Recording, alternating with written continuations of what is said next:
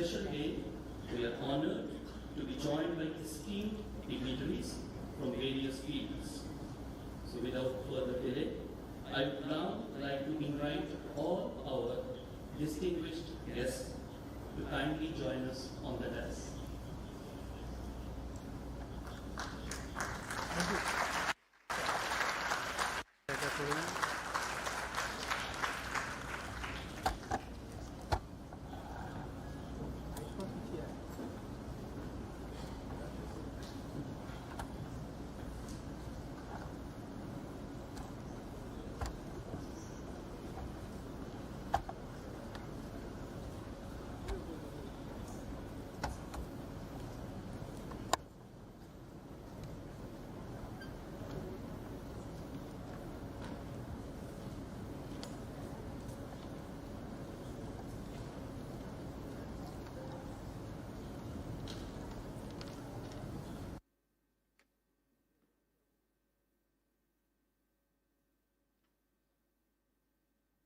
Thank you, everyone.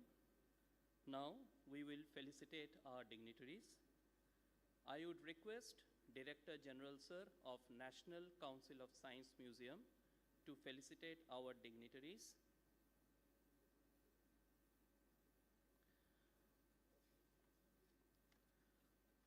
First, I would like to request our DG Sir to felicitate Sri Parthapratim Majumdar, National Science Chair, Scientific Excellence, Government of India.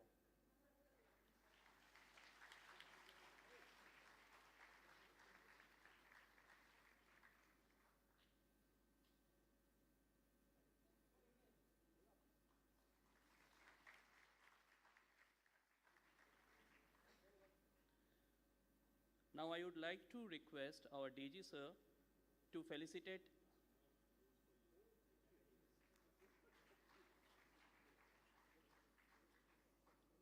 Now I would like to request our DG Sir to felicitate our chief guest for this evening, Padma Shri Professor Dr. Balram Bhargava, former Director General, Indian Council of Medical Research.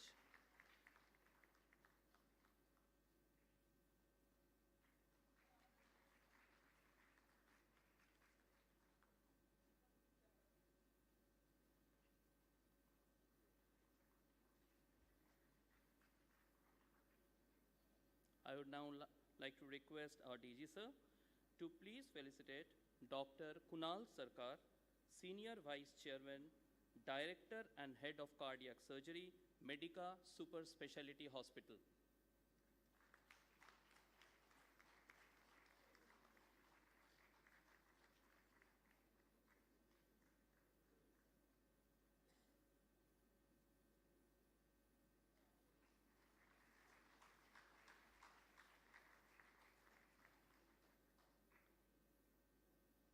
Next, I would again request Sir to please felicitate Dr. Madhumita Roy.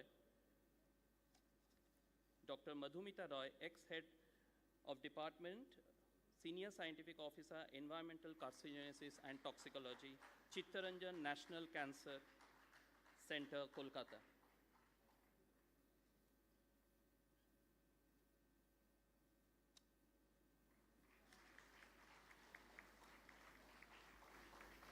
Thank you, sir. Sir, please take your seat, sir.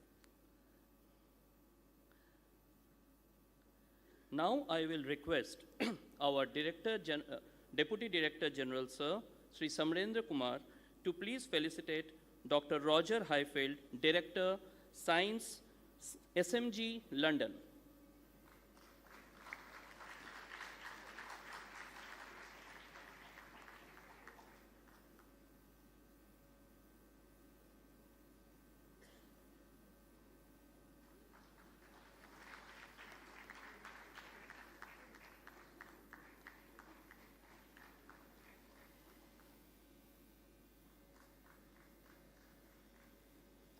I would again request our Deputy Director General, Sir, to please felicitate Dr. Devanjan Chakrabarti, Director, British Council, East and Northeast India.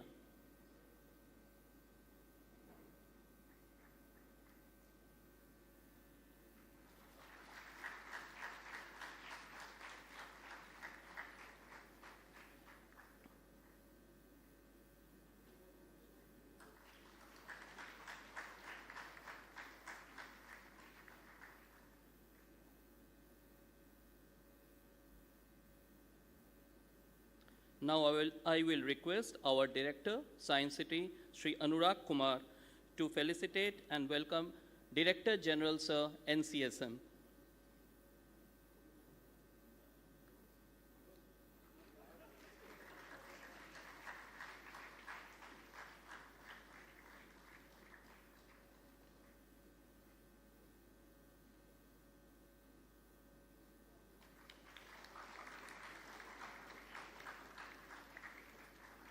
I will again request him to please felicitate our Deputy Director General Sir Sri Samrendra Kumar NCSM.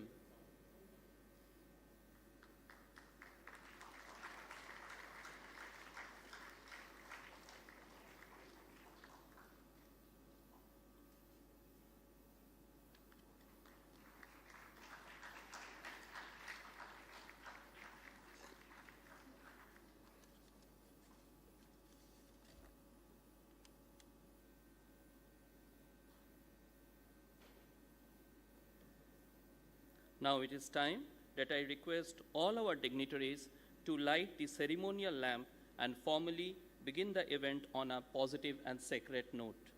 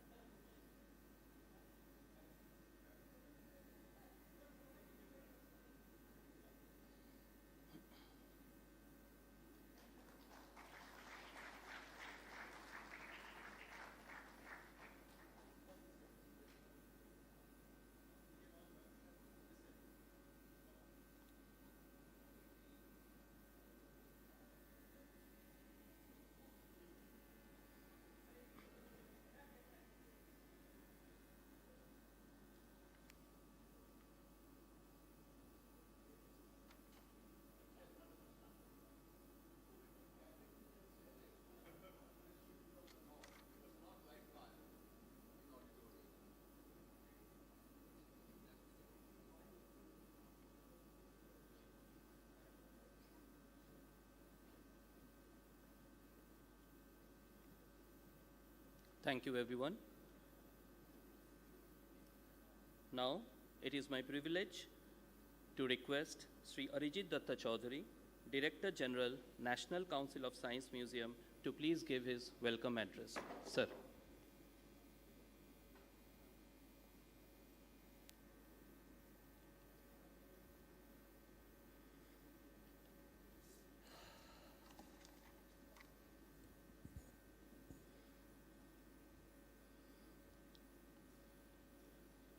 Namaskar, very good morning to all of you here, and warm greetings as we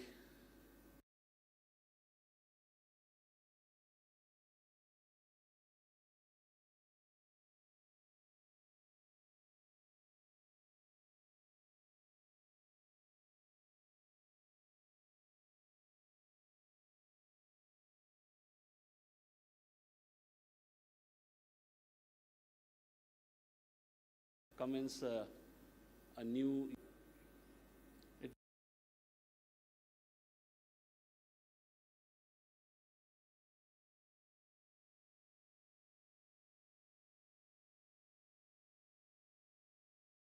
It is my welcome, Professor Partha Pratim Mazumdar, National Science Chair, Scientific Excellence, Government of India, Dr. Roger Highfield, Director Science, Science Museum Group, London. Thank you for coming all the way from London for this program. Dr. Kunal Sarkar, Senior Vice Chairman, Director and Head of Cardiac Surgery, Medica Super Specialty Hospital, Kolkata. Dr. Madhumita Roy, Head and Senior Scientific Officer, Department of Environmental Carcinogenesis and Toxicology, Chittaranjan National Cancer Institute, Kolkata. Dr. Debanjan Chakravarti, Director, British Council East and Northeast. My colleagues, Mr. Samarendra Kumar, Deputy DG NCSM, and Sri Anurag Kumar, Director, Science City. A heartfelt welcome to all our distinguished scientists,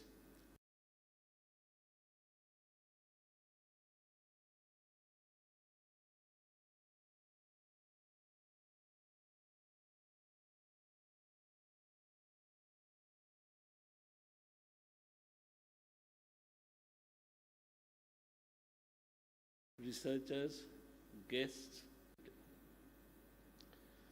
We have gathered here for a very significant occasion. As I mentioned, the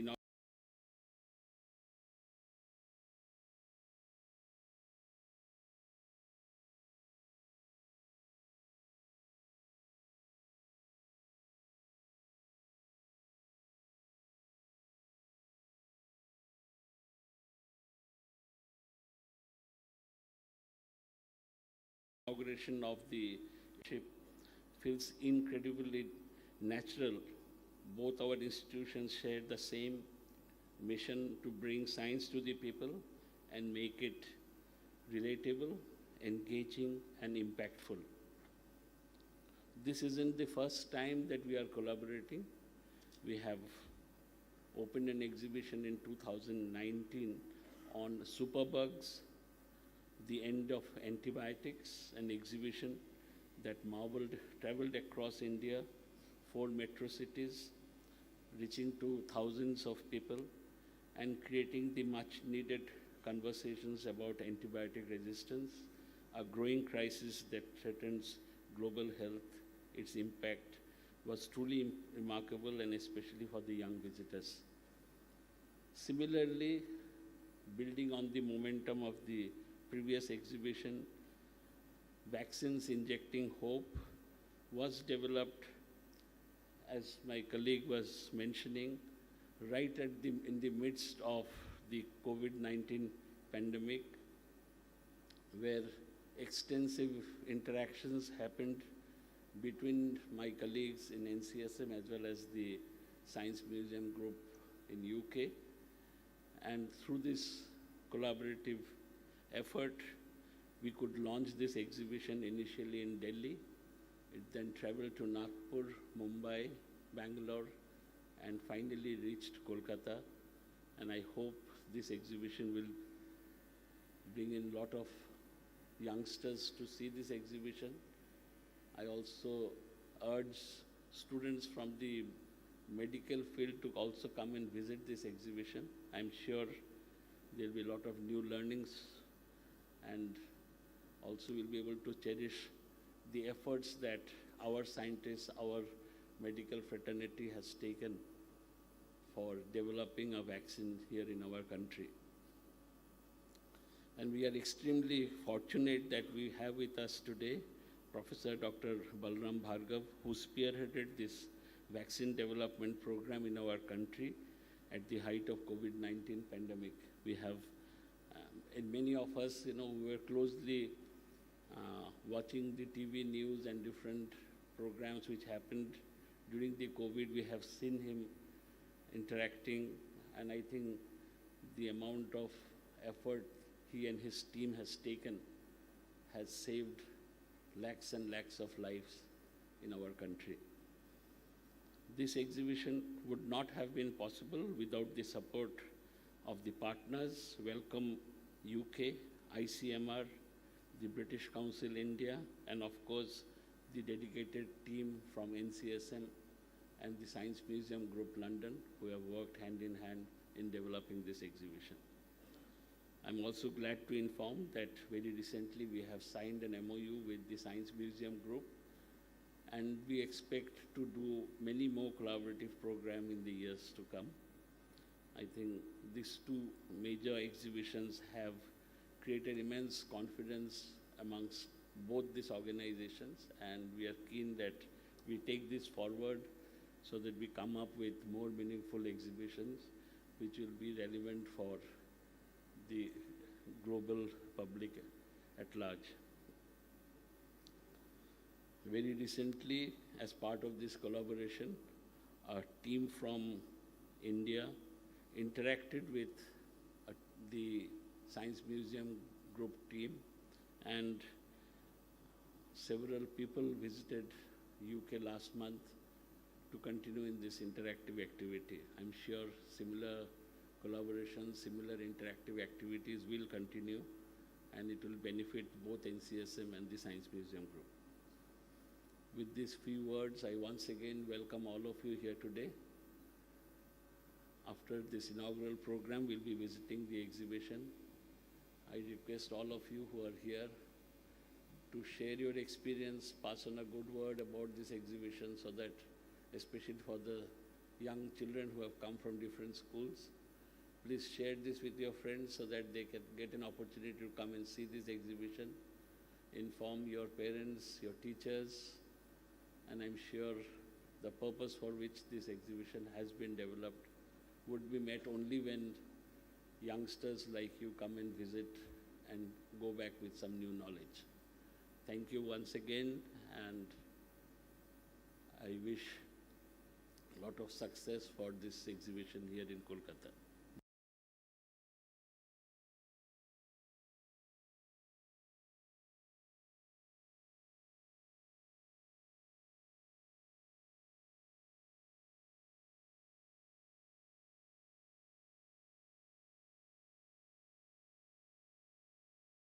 Jai Hind.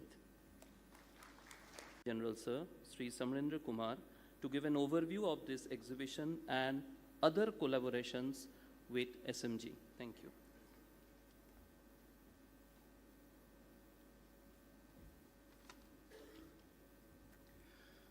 Namaskar and good morning to all of you, and Shubh Navarsha, greeting to on the occasion of Bengali New Year. Distinguished guests sitting on the dais, Professor Balram Bhargav, Padma Shri Awardee and the former DG of ICMR, a visionary in public health and a guiding light in India's vaccination program. Professor Partha Majumdar, the National Science Chair and also the Chairman of the Advisory Committee of the India leg of this Vaccine India exhibition. Dr. Roger Highfield, the Director of Science Museum Group London, whose leadership in science communication has transcended borders. Dr. Kunal Sarkar, the Senior Vice Chairman, Director, Head of Cardiac Surgery, Medica Super Specialty Hospital, and an eminent name in clinical excellence and public health advocacy. Dr. Madhumita Ray, a dedicated researcher whose work continued to impact lives at the National Cancer Center. Dr. Devandan Chakravarti, Director, British Council, East and Northeast India, a key collaborator in strengthening the Indo-UK educational and cultural ties. Sri A.D. Chaudhary, DG NCSM, who has always been a guiding force and encouraged us and supported us to have such collaboration with Science Museum Group for developing great exhibitions.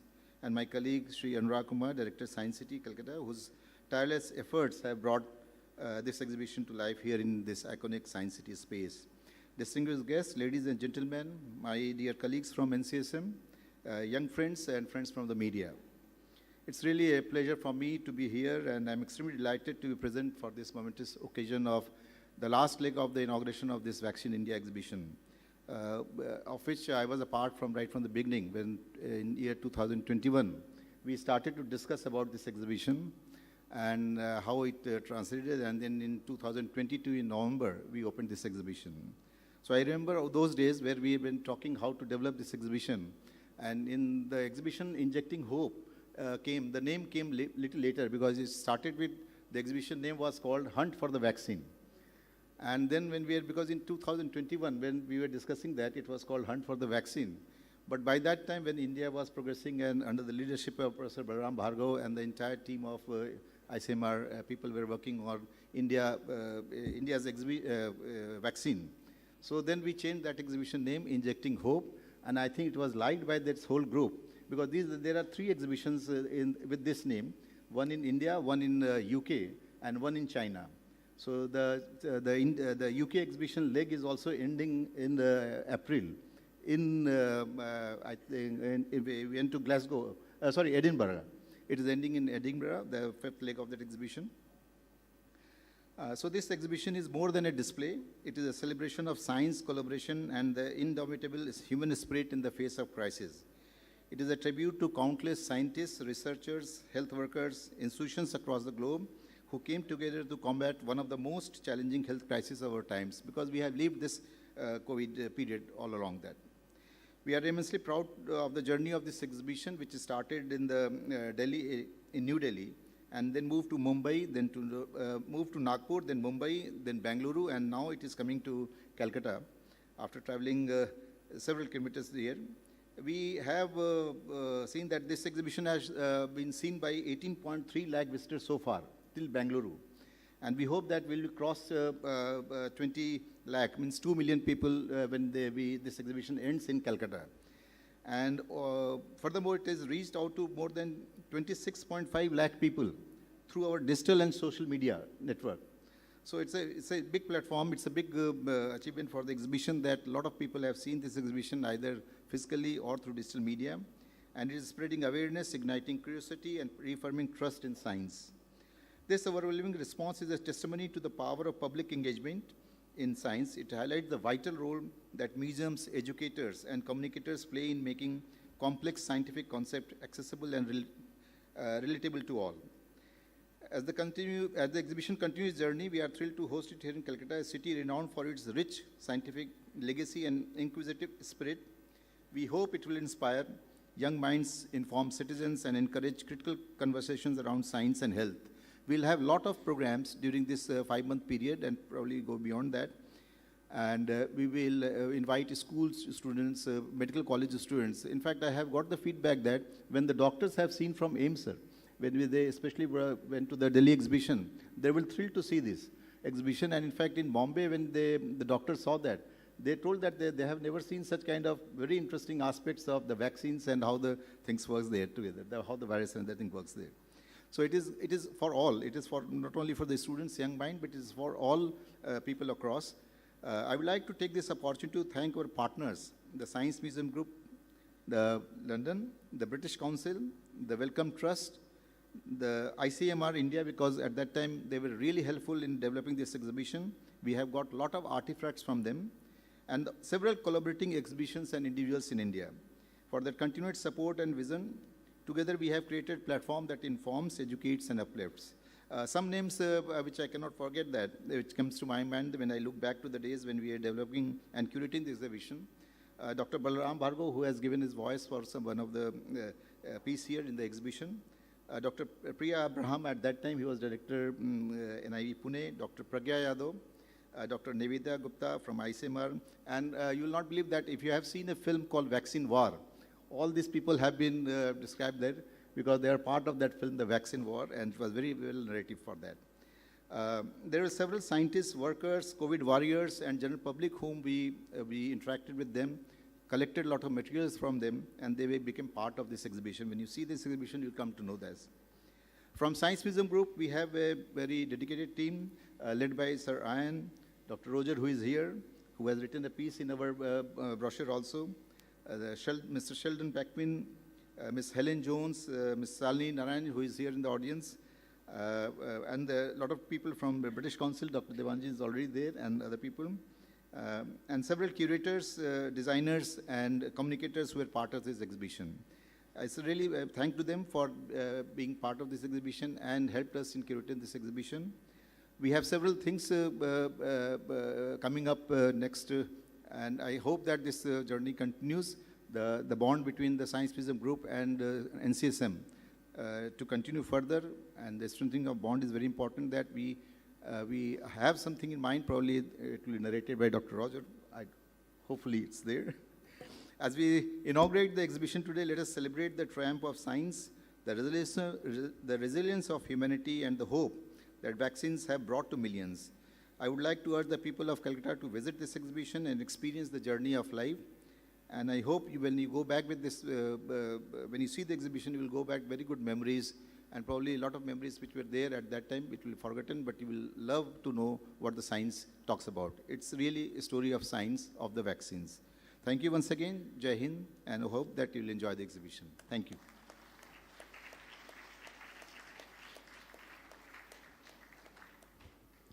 Thank you, sir. Thank you very much.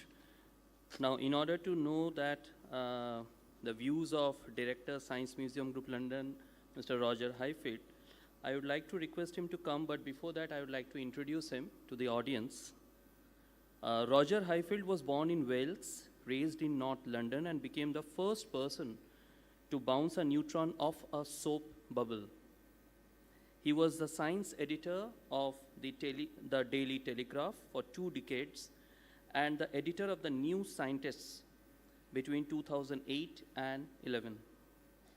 Today, he is the science director of the Science Museum Group, fellow of Royal Academy of Engineering, Royal Society of Biology and Academy of Medical Sciences, a visiting professor of public engagement at the Dunn School, University of Oxford, and Department of Chemistry, UCL, and a member of the UKRI Medical Research Council. Roger has written 10 books and had thousands of articles published in newspaper and magazine. It is my honor to welcome Roger Highfield to give his address.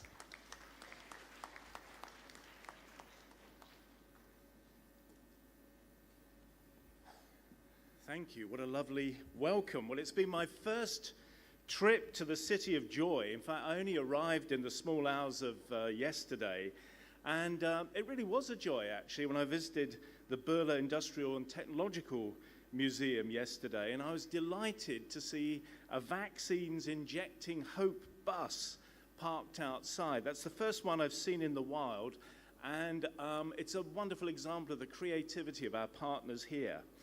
And it was a timely reminder of how far we've come in the 5 years since we started thinking about what we were going to do to mark the COVID crisis.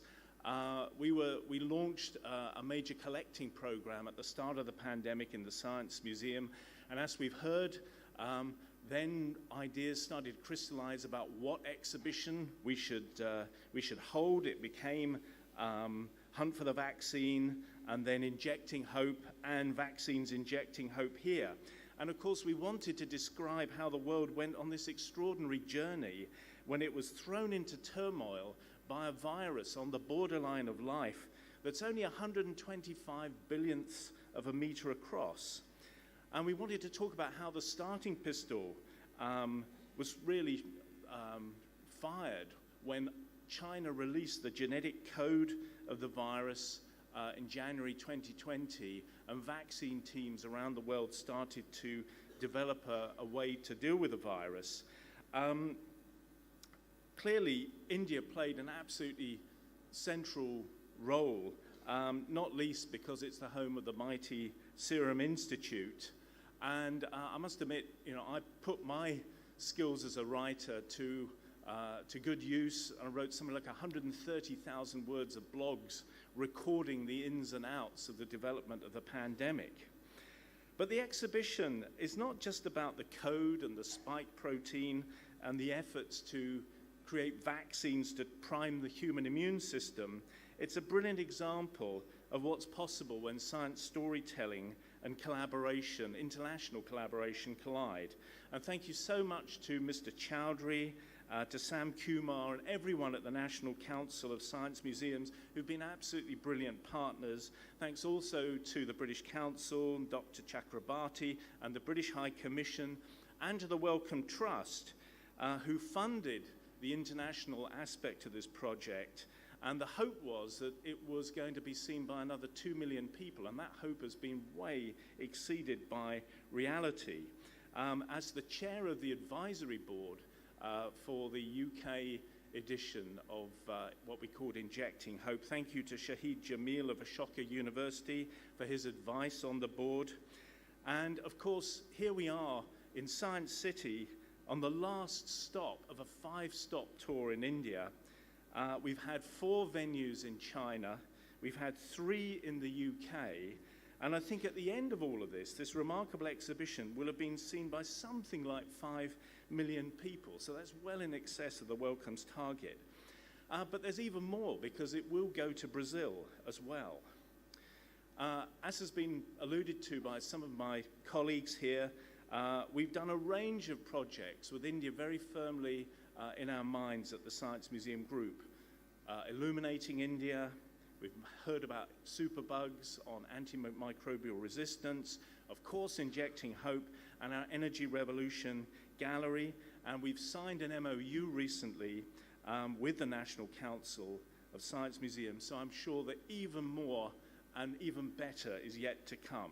So on behalf of myself, Sir Ian Blatchford and Sir Tim Lawrence and all of my colleagues at the Science Museum Group, very many thanks. It's a delight to be here, and thank you for such a warm and wonderful welcome. Thank you.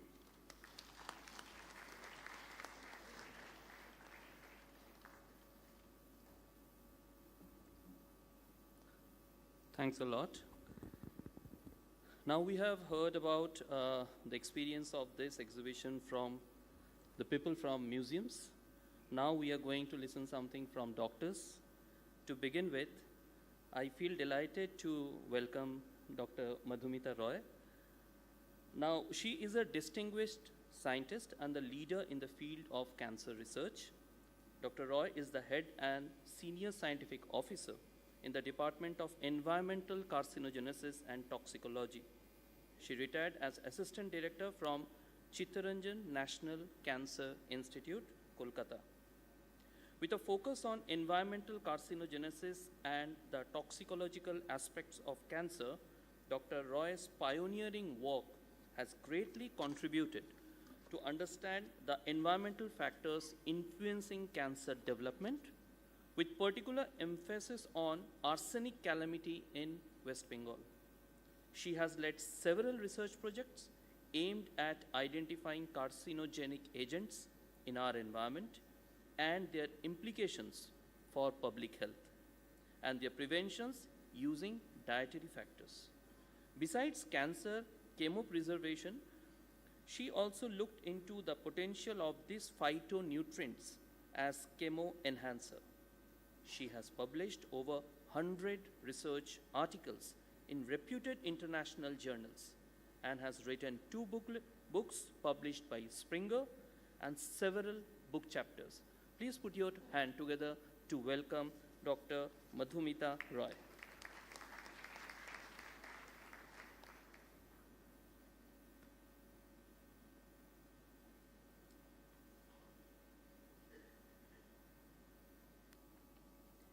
Thank you for the kind words and Shubho Noboborsho, the Bengali New Year. I am thankful to Dr. Anurag Kumar, Director, Science City, Kolkata, which is a constituent unit of the National Council of Science Museums under the Ministry of Culture, Government of India, for inviting me here at the inauguration of this international exhibition. Ladies and gentlemen, boys and girls, there are lots of boys and girls from schools and all respected dignitaries. I am honored to be here at the opening of the exhibition titled Vaccines Injecting Hope. This is very important to foster a scientific temperament among students and citizens of our country. What I'll speak is mainly for the students and their parents. Students are the future of our nation, and they play a pivotal role in the progress and development of our country.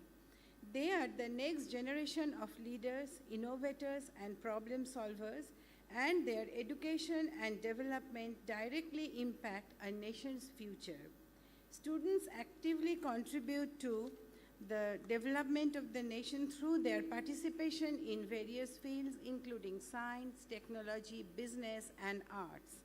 Therefore, good health is crucial for students because it directly impacts the ability to learn, focus, and thrive academically as well as emotionally.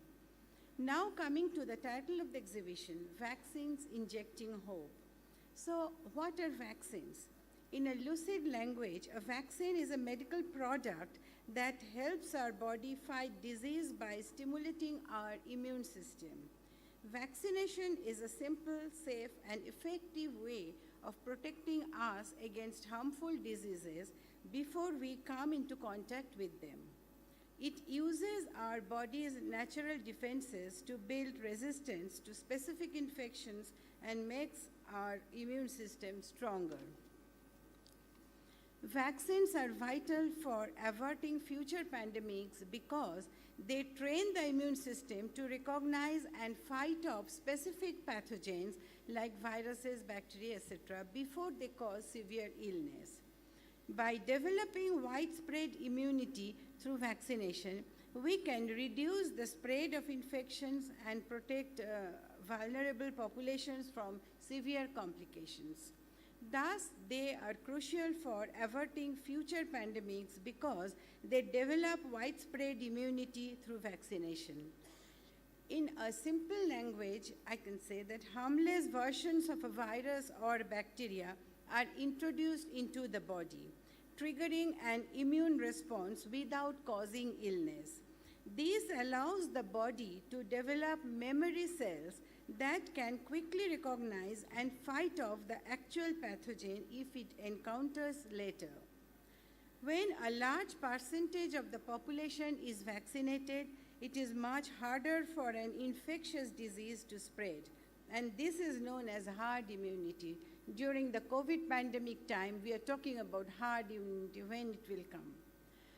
Vaccines can impart long-lasting protection against certain diseases, infections, reducing the risk of future outbreaks, thereby protecting a vulnerable population from complications. Vaccination is one of the most important public health initiatives in any country or society, and vaccines train the immune system in our bodies to identify intruders, bacteria, virus, and other pathogens that attack us from time to time. We all know the success of vaccination programs around the world, particularly in India. Childhood vaccination programs have eliminated several debilitating diseases like polio, measles, smallpox, whooping cough, etc.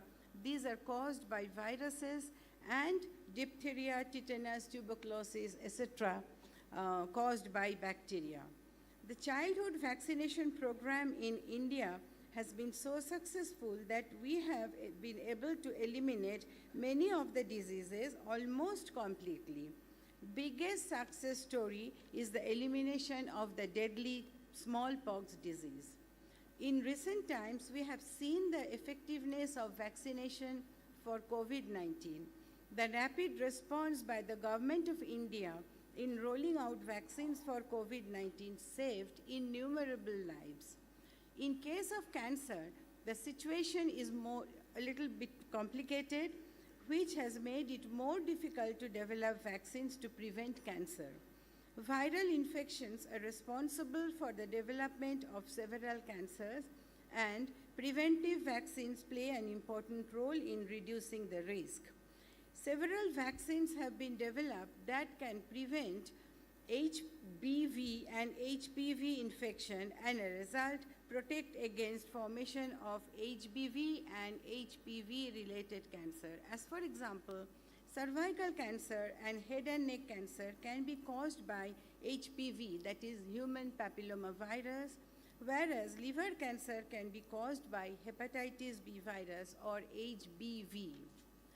However, we can never be complacent, and unvaccinated child bears the risks of contracting diseases that are preventable. Childhood vaccination is freely available, and we need to spread the message and remind everywhere that these vaccines are very important for protecting our children from these diseases. We can never stop spreading this message, as children are born every day, and it is our responsibility, parents' responsibility, to ensure they grow up in good health. Vaccine awareness is crucial for children and parents because it empowers informed decisions about protecting children's health. Every parent must understand the benefits and risks of vaccines, promoting adherence to immunization, schedules, and safeguarding children against potentially serious life-threatening diseases. I hope this exhibition will help to spread this message even more effectively. Thank you. Namaste.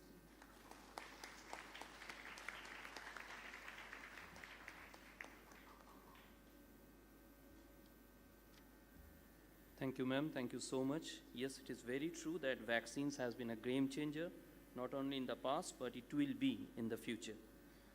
Now, the next speaker for today, whom I'm going to invite, is very well known and very close to NCSM. We have received a lot of help, lot of advice during the development of the content for this particular exhibition. Yes, I'm talking about Professor Partha Pratim Majumdar, National Science Chair, Scientific Excellence, Government of India. A little bit of introduction about him. Professor Partha Pratim Majumdar is one of India's foremost scientists in the field of human genetics and statistical genomics. He currently serves as National Science Chair, Scientific Excellence, awarded by Government of India in recognition of his exceptional contributions to biomedical research.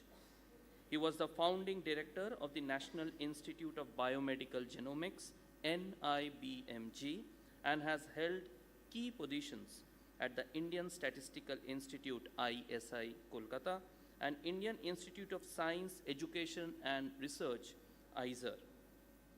His research has been foundational in uncovering the genetic basis of complex diseases and mapping the rich genetic diversity of Indian population.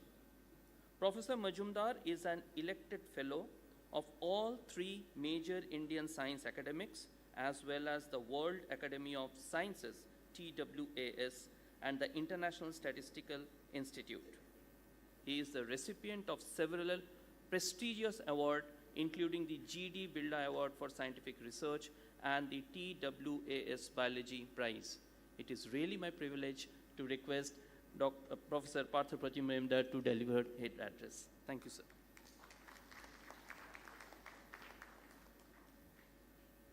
Thank you very much. I thank the National Council for Science Museums to ask me to be present on this occasion. It's really been my pleasure working with them in setting up this exhibition that we are going to witness today, which has traveled throughout India and is now come to its last destination, which is Kolkata, where it was actually thought through and thought about.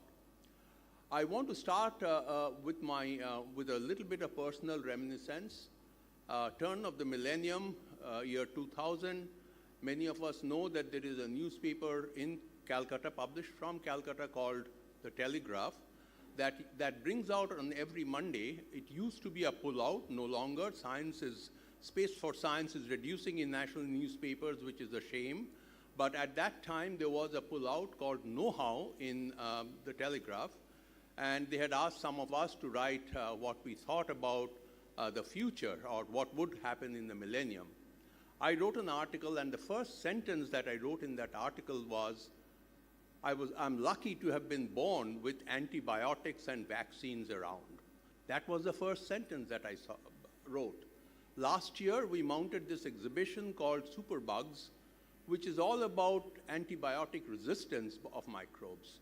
So, and today we are mounting this particular exhibition, or we're inaugurating this exhibition in the city, Injecting Hope, which is all about vaccines. But we also know that there are lots of non-responders to vaccines, and right now there is a global movement against vaccines, and I'll come to that in a minute. So it's really been my pleasure, and I really think that vaccines have played a major role in saving lives. All of us have lived through the pandemic, the COVID pandemic, and we have one of the heroes of India present on the days, Professor Balram Bhargav, who actually played a lead role in seeing to it that India becomes the powerhouse for manufacture of vaccines, dissemination of vaccines, not within the country, but globally. And we are very, very proud that he is here with us to open the last leg of this exhibition in Kolkata, Professor Balram Bhargav. And I'm very glad that he is here. we have known each other for many years, but this is the role that he played during the COVID pandemic, something that we'll not forget. He was the Director General of the Indian Council of Medical Research and the Secretary of the Department of Health Research of the Government of India. As I was saying, that there is no debate about the fact that vaccines save lives, and we have seen how many lives vaccines have saved. Yet, we are now hearing this anti-vax movement, as it is called, don't take vaccines, which is a complete shame, because if you do not take vaccines, many of these people who are promoting anti-vaccine rallies or spearheading these rallies are saying that herd immunity will kick in, you don't have to take vaccines. Herd immunity does not kick in unless a large fraction of the population is actually vaccinated. It does not kick in, and we can prove that. We can prove that mathematically, that it will not kick in unless a certain fraction of the vulnerable population is actually vaccinated and has circulating antibodies against the pathogen. So this anti-vax movement is going in different places, is growing, unfortunately, but we should all remember that it's the hope that all of us have in combating these pathogens. These are the vaccines, and newfound vaccines will come into play in combating these pathogens. There is also a movement. The year 2023 saw a Nobel Prize for discovery of the RNA vaccines, mRNA vaccines. And today there is a movement. The National Institutes of Health has cut out research on mRNA vaccines, which is again a shame. We can go into the reasons as to why they are cutting out mRNA vaccine research, primarily saying that two things. Number one, it's not efficacious, completely wrong. Second thing that they're saying is that it is anti-religious. Why? Because it uses fetal cells in order to manufacture these vaccines. Completely wrong. It does not use fetal cells. It does not use cells from abortuses to manufacture the vaccines. What it does is there is a cell line that's been actually manufactured or actually developed from an aborted fetus, kidney cells of an aborted fetus, and that's where it is tested. It's not manufactured using aborted cells. So it's not even, it doesn't actually impinge on anybody's religion at all. But this is what is being propagated. So there is a lot of anti-vaccine propaganda. Please do not trust any of that propaganda. It's all completely wrong. Vaccines do inject hope, and vaccines is our hope to combat not just communicable diseases. Dr. Roy just talked about cancers and vaccines. As a matter of fact, cancer vaccine research is something that's right there. Cancer cells are recognized by the common body as foreign cells, and the immune cells go and attack those foreign cells that actually form the cancer cells. And therefore, there is hope that there will be vaccines against many forms of cancer, not just those cancers that are due to pathogens such as the human papillomavirus or the HBV, but even those cancers that are actually not because of these pathogens or not because of these communicable agents, even against those, probably there will be vaccines against those forms of cancer. So vaccines are injecting hope. Vaccines are our hope to combat many of the public health problems that we face, and we must learn what vaccines are all about, how vaccine research has gone on, and this particular exhibition has all of the history of the vaccines and also talks about where the future is leading to. So please do visit this exhibition and convince yourself that vaccines are our only hope. Thank you very much.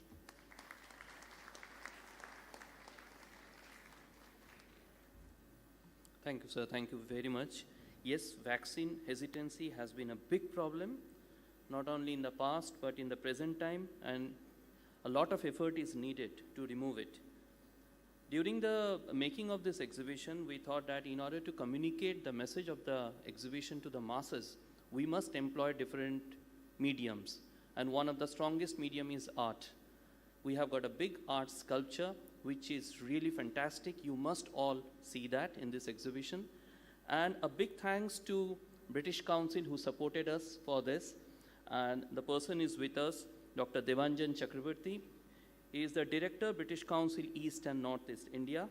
We are really honored to have him. And he is basically in the research advisory lead for South Asia, a leading voice in the India-UK corridor. He brings over 20 years of experience, including 9 at the C-suite level in education, culture, and creative economy. As UK lead for the G20 culture track in 2023 and a board member of British Council's Global Creative Economy program, he has shaped impactful partnership across government and institutions.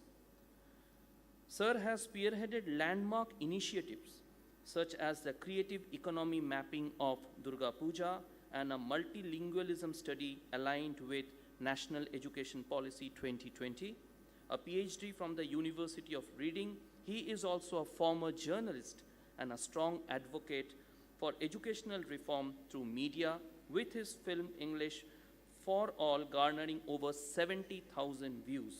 He is a triple gold medalist from Jadavpur University and an active contributor to national and international education forums. I feel delighted to welcome Sir to have his address. Thank you.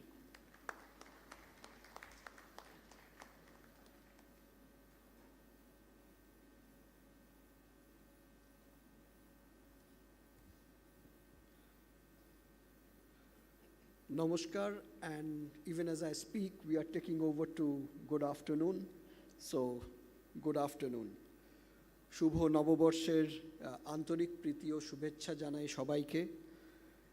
Today we gather here dot the arrival of the Bengali New Year. It's year 1432. Not very many cultures across the world have not just one but 2 New Years to celebrate. So here in India, many of us are incredibly fortunate to celebrate 2 New Years.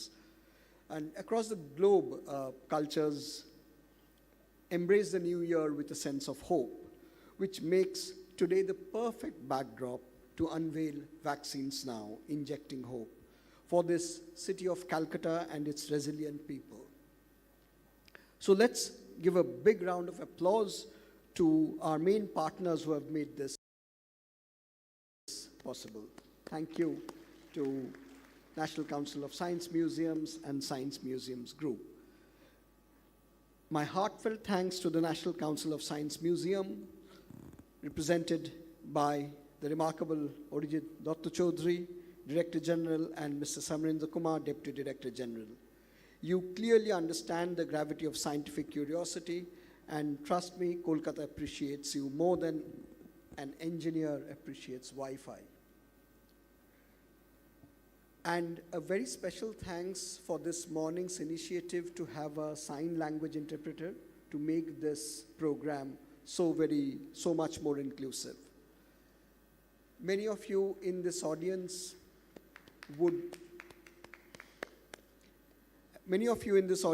know that Kolkata has earned its status as India's top city for scientific research according to Nature Journal 2024 Index of Global Cities of Science, elevating us to a respectable 84th place. Institutions like the Science City and the National Council of Science Museum play a pivotal role in inspiring young minds to cultivate lifelong passion for science. You're not just the building base of the pyramid, you're crafting the entire landscape for future innovation. A very special shout out to Science Museum London, the Science Museum Group, represented by Dr. Roger Highfield and Shalini Narayan. And without you, this wouldn't have been possible. And I'll come back to the Science Museum exhibition in a moment. I'd also like to take this opportunity to thank Wellcome Trust, who have been one of the major funders for not just this, but many similar collaborations in the past.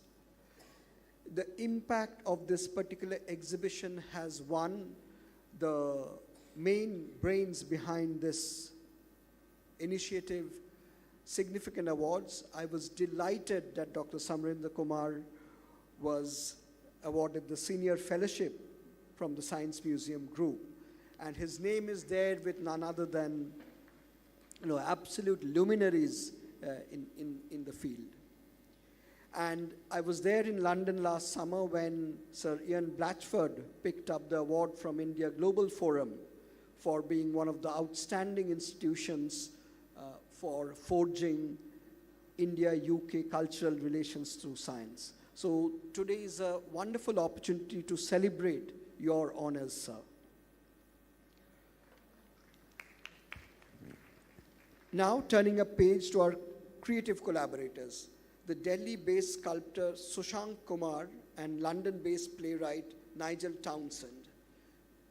You heard about the sculpture that graces this particular exhibition, and the contributions of Sushank and Nigel, supported by the British Council, adds a touch of artistic flair to this exhibition and helps bring a different dimension to how we engage with science.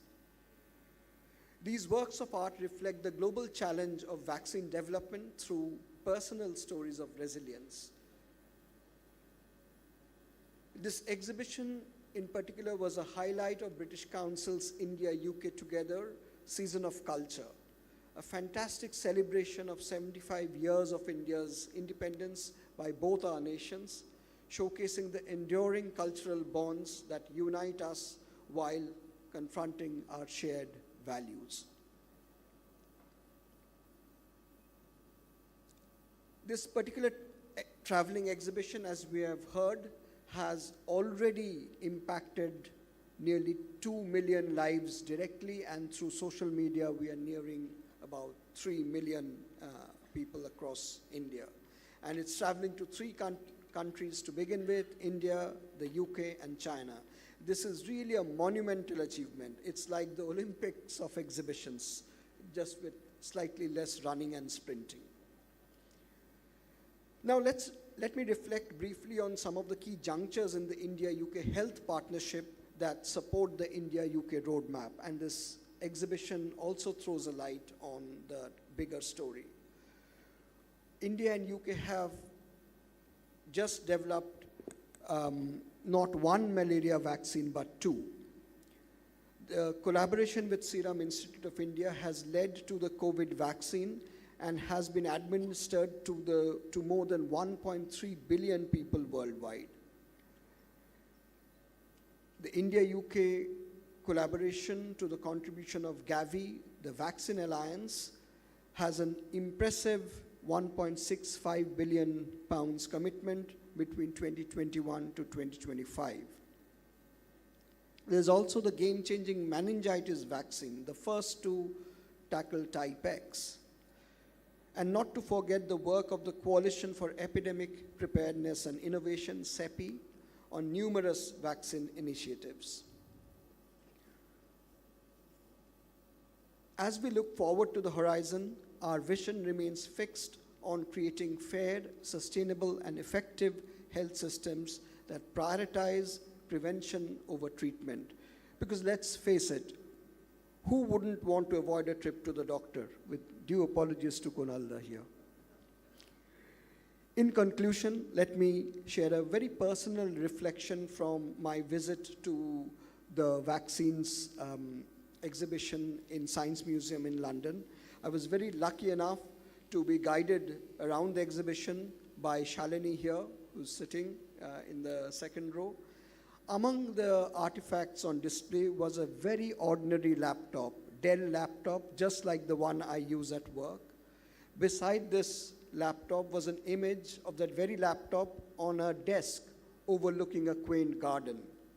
And this was used by one of the major researchers from Oxford during the lockdown to work on the AstraZeneca vaccine. That image of a simple everyday laptop that changed the world for the better has left an indelible mark on my mind. I have no doubt that each visitor to this momentous exhibition will take away a similarly indelible, incredible memory. Dhanyabad, and thank you, everyone.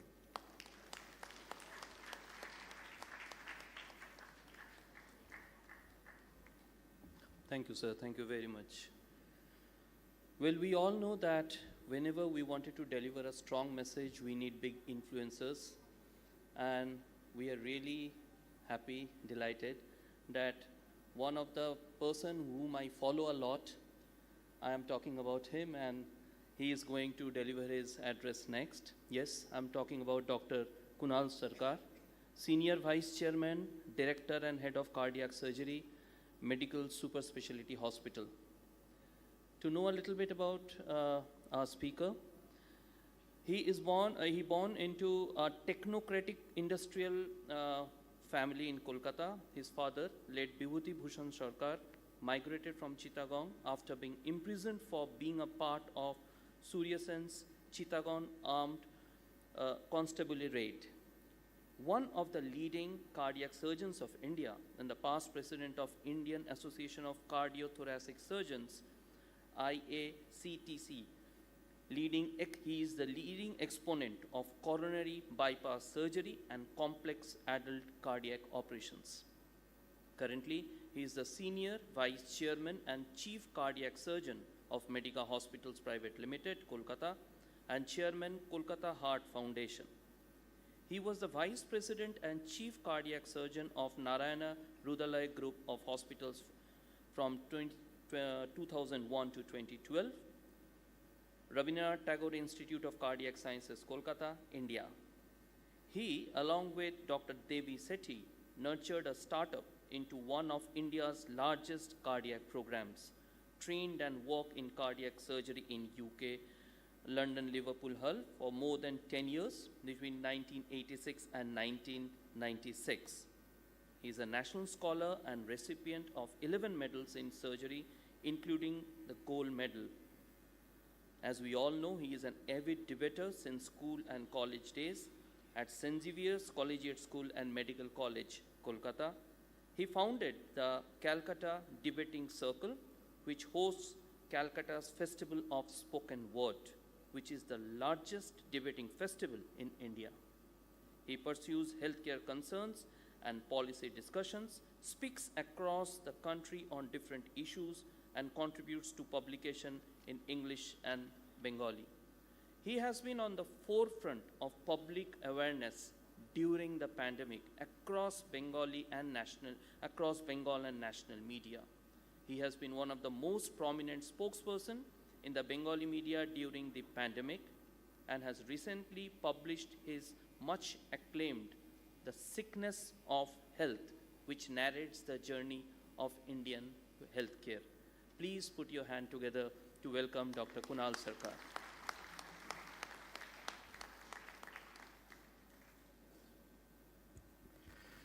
Thank you, sir. Thank you for a very gracious, kind, generous introduction.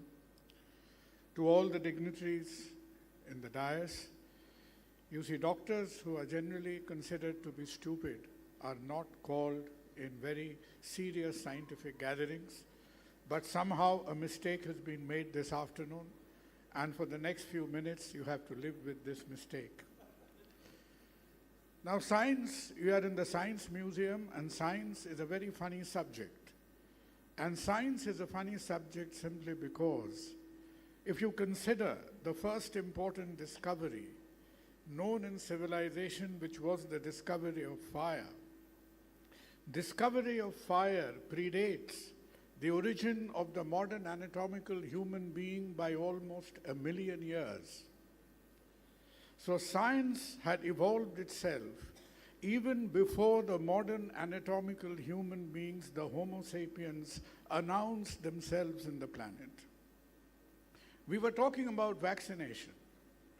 Edward Jenner discovers vaccination, or really, he fulfills the first vaccination of the 13-year-old boy with the extract from the cowpox fluid.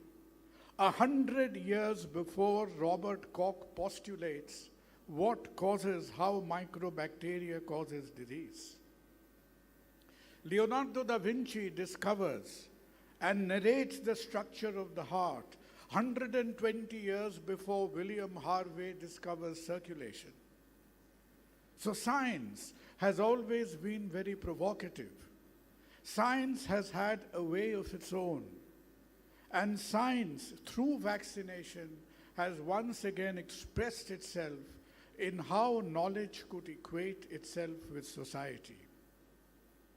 It is through the leadership of entities like ICMR. It is through the leadership, when we talk about Jenner, it is the Jenner Institute in Oxford that really innovated on the Chadox vaccine, which became so popular as the vaccine discovered, which was manufactured in India later on. Professor Majumdar was talking about anti-vaxxers.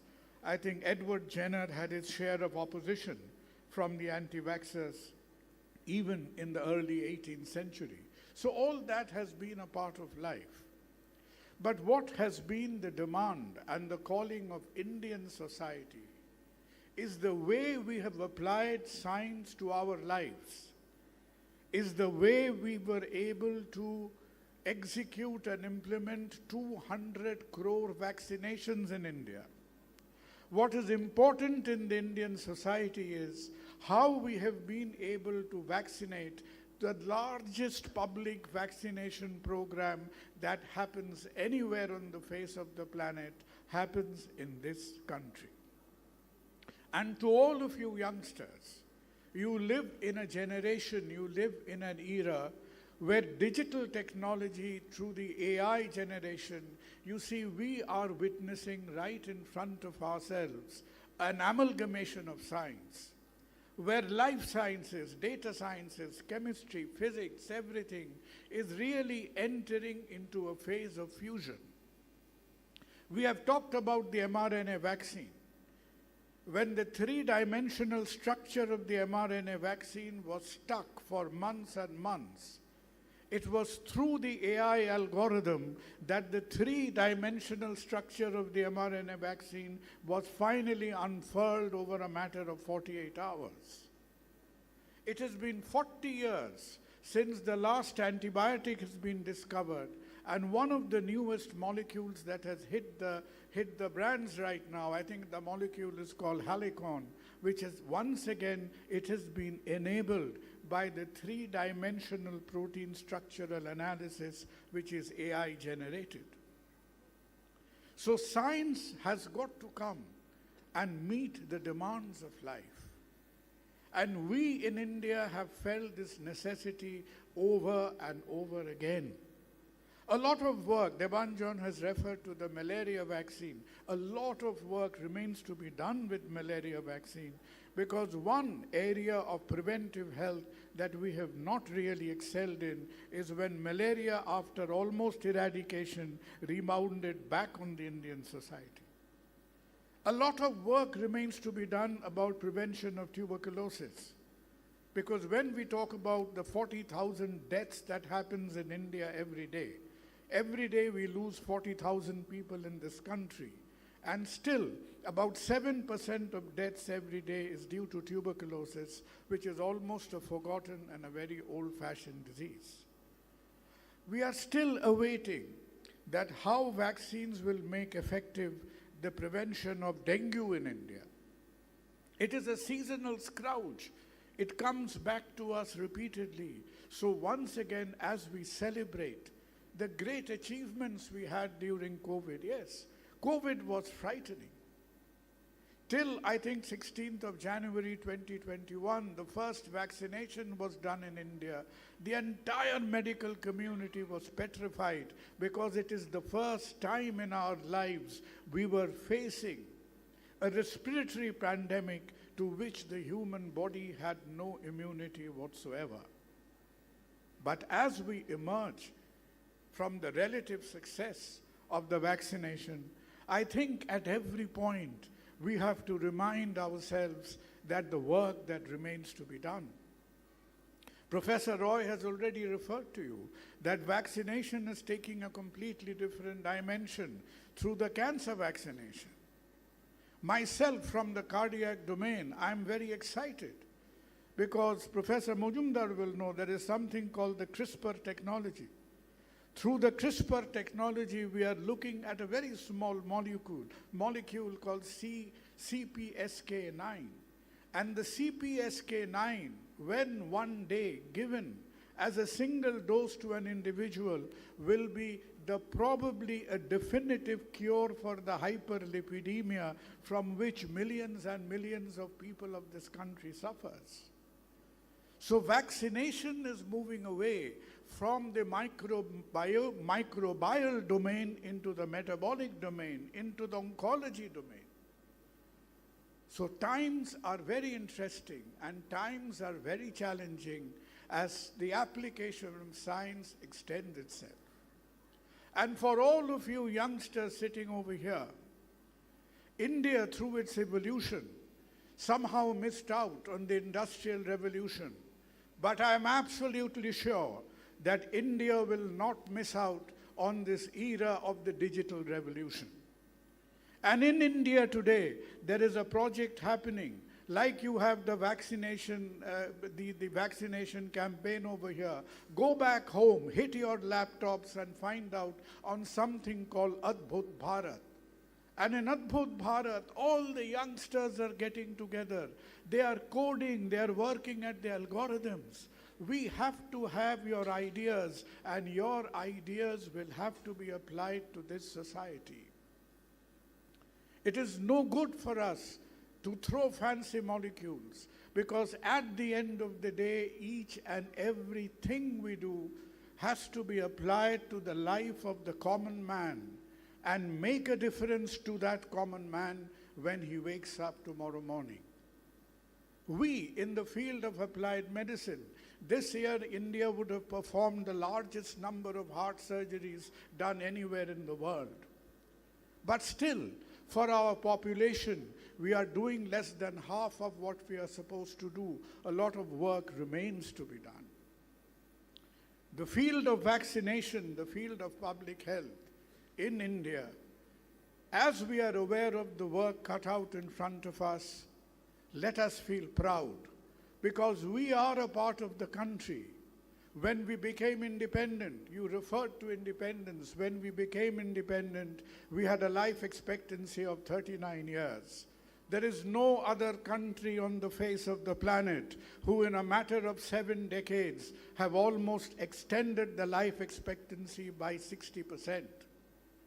It is for the first time right now that the Indian population moves into a longevity on the 7th decade. We are the only country on the face of the planet who in a matter of 3 decades have improved infant mortality by a factor of 200%. And it will be your job, the young people of India, to take this mission forward when science will come down and apply itself in the lives of the common man of our country. And the country looks forward to you to fulfill this dream. Vaccination is one item in the agenda, and all of you put your brains behind and take the society and country forward. Thank you.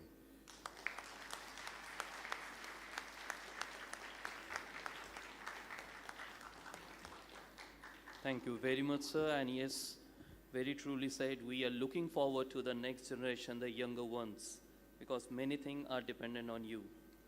And now the time has arrived to listen to the chief guest for today, Padma Shri Professor Dr. Balram Bhargav. But before we hear him, I think we need to prepare. Please give us some time. I will request all our dignitaries to please go back to your seat, and sir, you please stay back.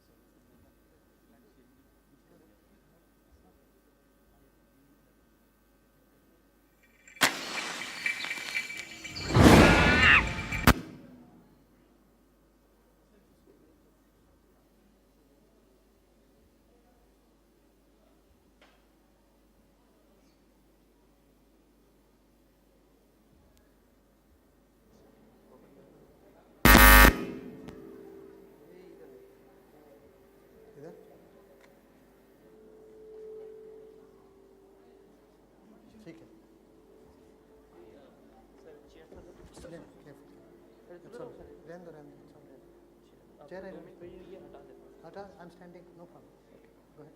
I think you can start. ये हटाते रहेंगे ना? obstruction Okay. টেবিলটা লাগবে না, শুধু উপরে জিনিসগুলো সরিয়ে बस टेबल रहने दो. हाँ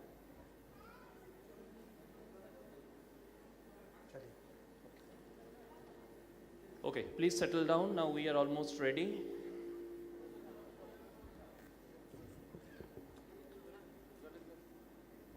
Now a very brief introduction of Padma Shri Professor Dr. Balram Bhargav. We all know him. He has been the leader in the fight for COVID. So he is a renowned cardiologist and clinical scientist and public health leader, best known for his instrumental role in India's response to COVID-19 pandemic. As a Director General of Indian Council of Medical Research and Secretary of Department of Health Research, he led the country's scientific and medical efforts during one of the most challenging health crises in the modern history. Under his leadership, ICMR spearheaded key initiatives including COVID-19 diagnostics, surveillance, treatment protocols, and vaccine development. He was the forefront of facilitating the rapid development and deployment of indigenous vaccine like Covaxin, the story of which we are going to see in our exhibition. Now I would like to welcome Professor Dr. Bhargav to deliver his keynote address. Thank you very much. Thank you so much for your kind words. Dignitaries, illuminaries, dear friends, today I will take you back to COVID 5 years back. And before we do that, I will play a small video, which is a trailer of the movie called The Vaccine War, which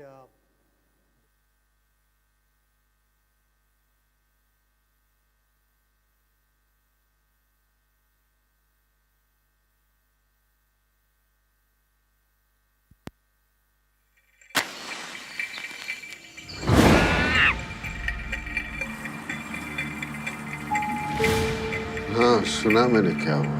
आपके scientist के पास 1 लाख रुपए भी नहीं थे। मेरे नहीं sir,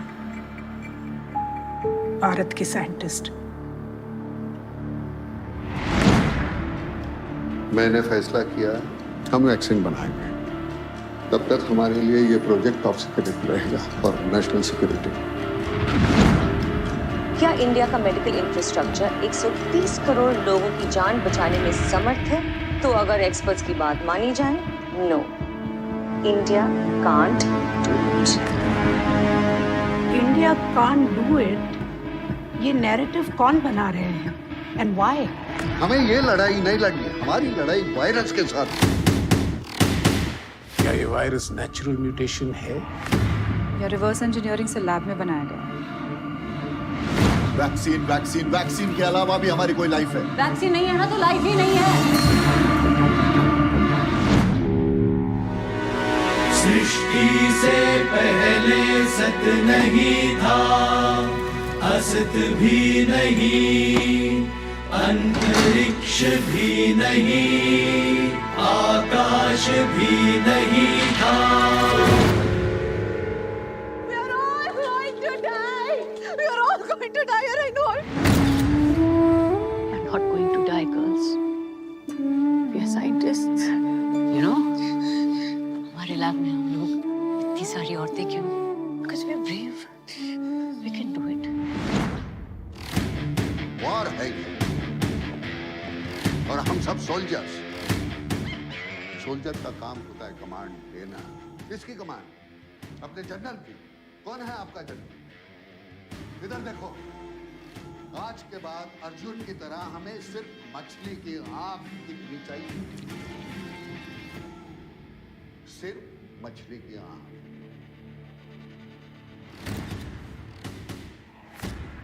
एक राजा था, जो भी कर लो मरता ही नहीं था। उस राजा की जान एक तोते की गर्दन में अटकी है। तोते की गर्दन मरोड़ दी और राजा मर गया। हमारे राजा की जान इस वैक्सीन में अटकी। अब बताओ वैक्सीन बनेगी या नहीं? सर बहुत जल्दी बनेगी, सबसे पहले बनेगी और सबसे ज्यादा सुरक्षित बनेगी। भारत की एकमात्र इंडिजिनस वैक्सीन, भारत की अपनी vaccine. Thank you, sir.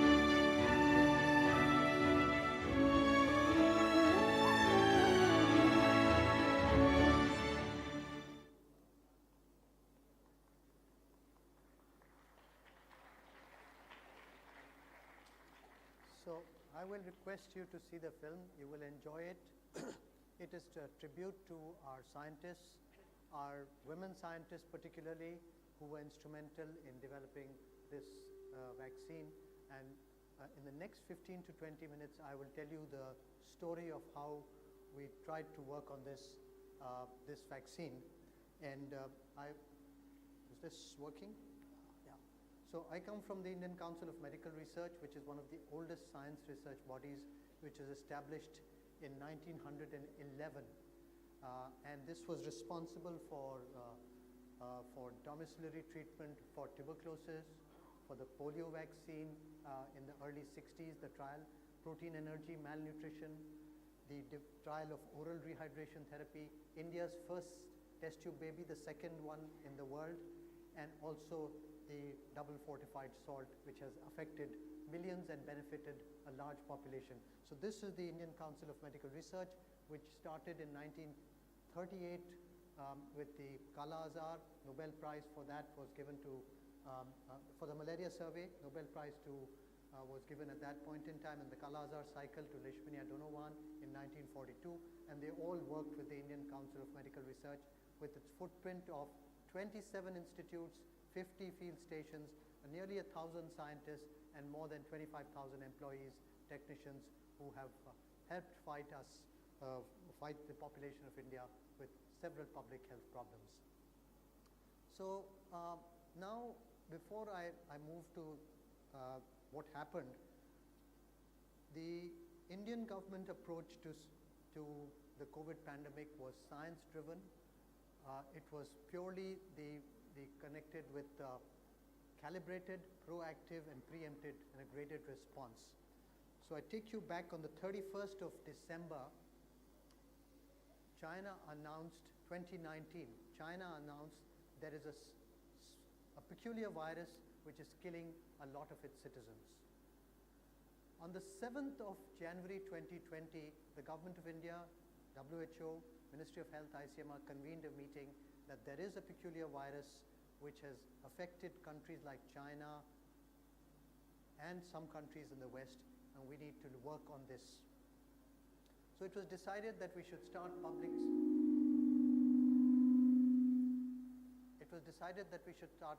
screening of people who are traveling back to India and do a thermal screening of people who had fevers. So that was decided on the 7th of January 2020.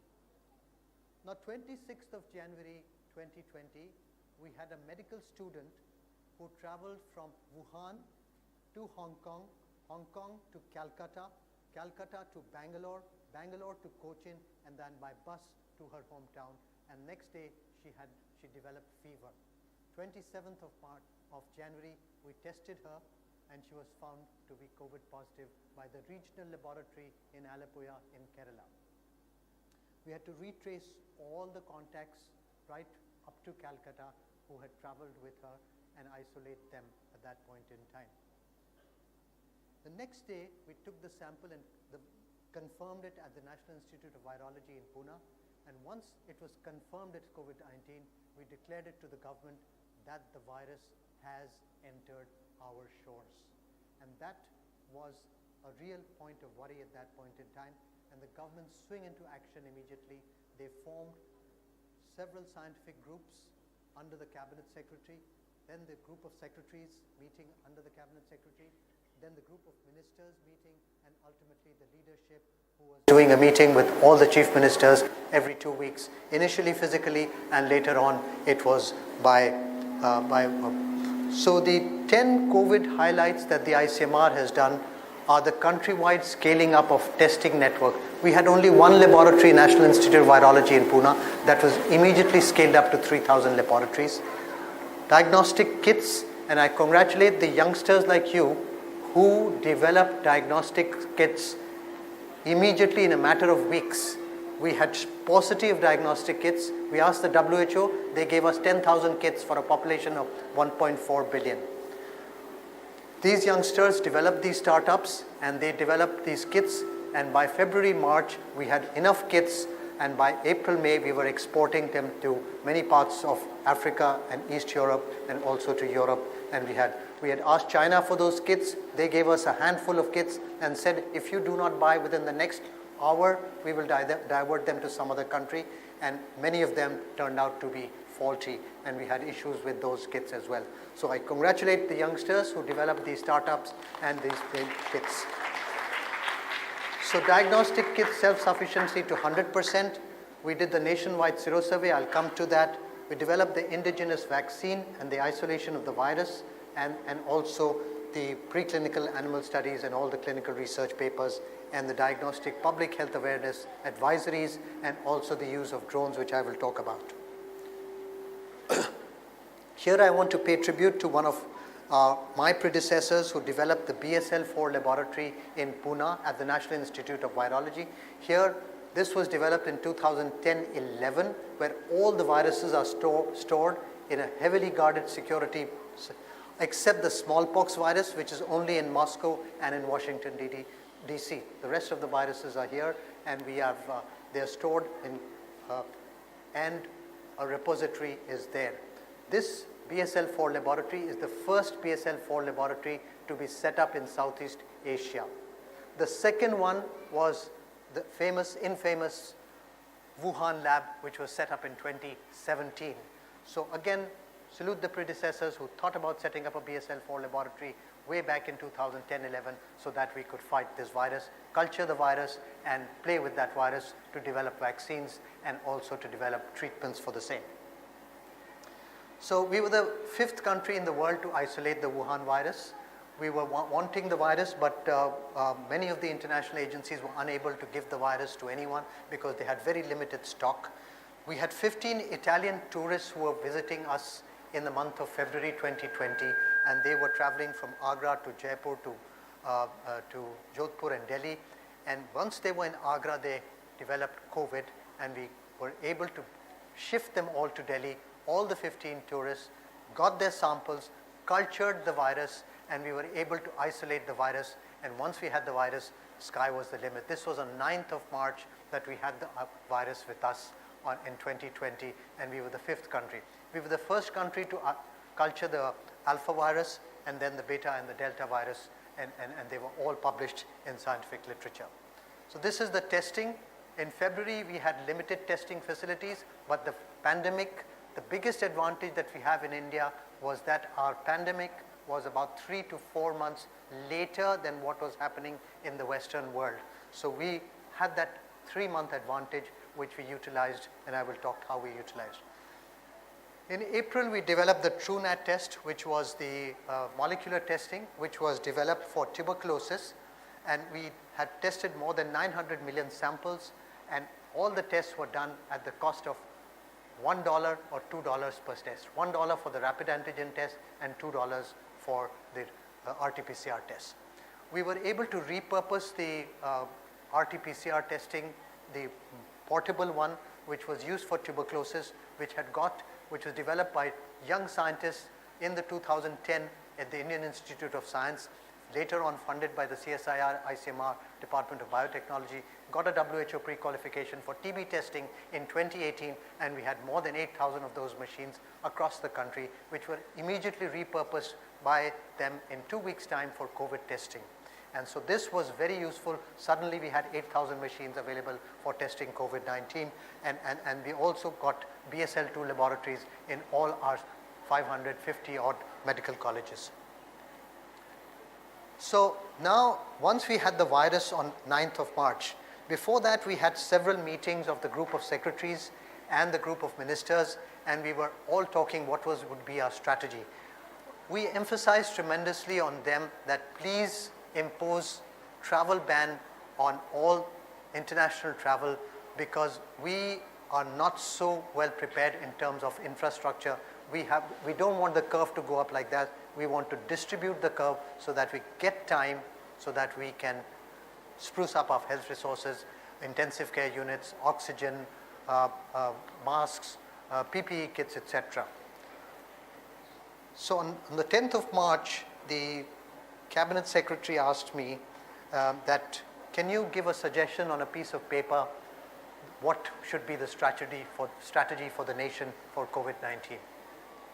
We discussed amongst ourselves at the ICMR, and we had a national task force which we had created, and we had informed that national task force to the Supreme Court that this will be guiding the country for COVID-19, and that we wrote 2 points: stop all international travel and impose a nationwide lockdown so that we could get time to prepare and improve our resources. I gave this to the Cabinet Secretary, and immediately he looked at it and he said, you people have tremendous clarity in mind, only 2 points on an A4 sheet when I asked you to give us something. Anyway, he said, that is fine, these points are okay, but you will have to make a presentation to the leadership. On the 17th of March, we were requested by the leadership, myself, the Health Secretary, the Principal Secretary, and the Cabinet Secretary, and we made a presentation of 5 slides to the leadership. And he said, will India go exactly like this?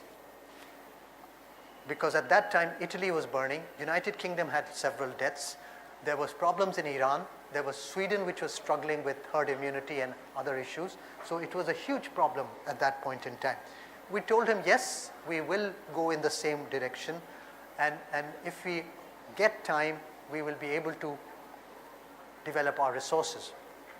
He listened carefully and he said only one statement, that only science can fight this war. I don't want any other thing to happen, and it has to be led by science.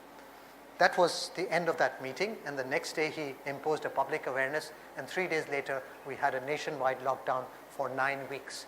And during that lockdown, the Indian Council of Medical Research became the epicenter, and we had about 40 scientists from different institutes who had come to the ICMR guest house who were helping out, and they were captive in that guest house for 3 months whilst we were fighting COVID in the very initial days. We had the Indian Railways, the Indian Air Force, India Post, the Research Analysis Wing, Intelligence Bureau, all helping us out with sending kits to different parts of the country for testing. At that point in time, February, March, we didn't have too much of COVID. We had a first wave in June of 2020, which had affected Delhi, and at that point in time, we were the first country to utilize the rapid antigen test after Korea for testing COVID-19, large numbers, and again, startups, youngsters who developed these small companies to set up this COVID testing. So our lockdown was a very balanced one. We didn't have the draconian lockdown, or we didn't have the very lax lockdown that we saw in many parts of the world. And during the lockdown, our mantra was to keep our windows open, listen to what is happening in different parts of the world, and consolidate and develop a strategy which is India-centric, relevant for a population like ours. Another little small story that I want to tell was in February of 2020, when we had very limited number of cases. We had about 6,000 of our Shia pilgrims who were visiting Kumbh in Iran, and we had from Karbgil, and we had to get them immediately. We got a request from the government of India that please send 6 of your scientists immediately to Iran and set up a testing laboratory there. We had to take a full hood for biochemistry, for testing, and all the equipment to Iran within 24 hours with 6 of our technicians and scientists who went to Tehran. At that time, Tehran was burning. They had limited testing facilities, so we couldn't set it up in Iran, in the city of Tehran. So we set it up in the basement of the High Commission of India in Tehran, and all the samples were collected there and tested, and all those who were negative were flown by special flights, and these special flights were used for airlifts from Wuhan, from Singapore, from Middle East, Europe. Not only Indian citizens, but citizens from our neighboring countries were all brought back by these special flights. And we got those, and at the month of February, North India, it was freezing cold, and we had to set up quarantine centers, and the Indo-Tibetan Border Force, the Indian Army, the Defense Services set up quarantine centers at Hindon Air Force Base, Jaisalmer Air Force Base, Jodhpur Air Force Base, and these people were brought back by these flights from different parts of the country for quarantine. Blankets were provided, foods had to be provided, water, shelter, everything, and that was done by the Indian Army and the Indo-Tibetan Border Force. Now, before I come to the vaccine, there were, in terms of therapy, there were three important discoveries that happened in the world. Number one was the recovery trial, which clearly demonstrated that steroids reduce mortality in COVID-19. That was by the United Kingdom. The second trial was by the World Health Organization, also done in India, called the Solidarity Trial, which showed that remdesivir reduces the hospitalization from 11 days to 7 days. This was a randomized trial.